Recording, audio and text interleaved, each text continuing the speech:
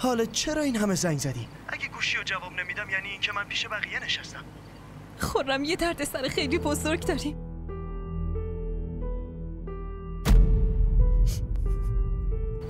چی شده؟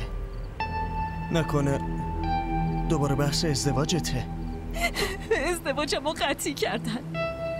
چی؟ خرم یه کاری کن. میدونی عموم میخواد با کی ازدواج کنم؟ با اون نوید، اونی که امروز اومده بود. باز چه نمایشی را انداختی؟ تا دیروز که بهم میگفتی من مامانمو بفرستم. منم الان دارم تلاش میکنم مامانمو راضی کنم. حالا امروز یه داستان جدید برام تعریف میکنی؟ این داستان عمومه. عمو جانت؟ نکنه تو برای اینکه بهم فشار بیاری یه داستان جدید رو انداختی؟ نه خرم، من قسم میخورم که دروغ نمیگم.